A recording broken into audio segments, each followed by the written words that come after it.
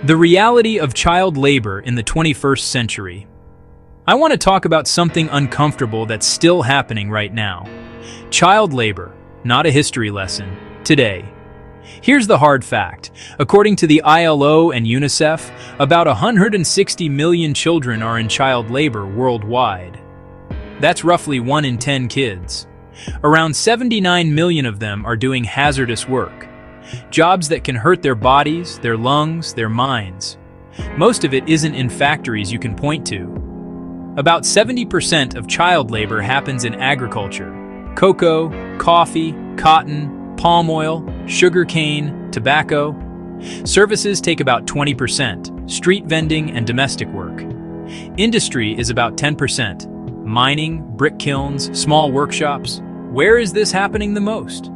Sub-Saharan Africa has the highest rates, and the numbers have been rising. But this isn't one region's problem. South Asia, Southeast Asia, Latin America, the Middle East. And yes, hidden within supply chains that reach every continent. Imagine a 12-year-old in a cocoa farm carrying sacks heavier than they are. Or a 10-year-old picking scraps at a dump site, breathing smoke all day. Or a teenager in an informal mine, chipping cobalt with bare hands because the family needs food tonight. Why does this happen? Poverty is the engine. Add conflict, displacement, climate shocks that wipe out crops. Add schools that are too far, too expensive, not safe. Add laws that look good on paper but aren't enforced. And then there's us.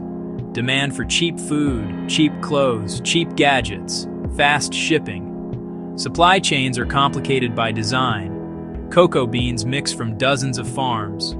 Cotton fibers from multiple countries end up in the same shirt. Minerals pass through layers of traders. By the time something reaches a store shelf, tracing the exact origin is hard on purpose. COVID didn't help. When schools closed and incomes collapsed, more kids went to work. And climate extremes, droughts, floods, push families into survival mode.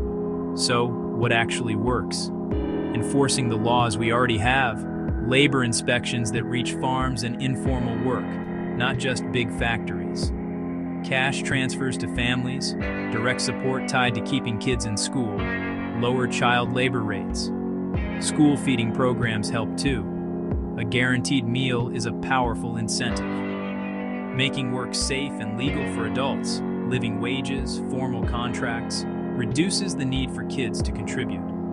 On the corporate side, real due diligence means independent audits, not just glossy reports.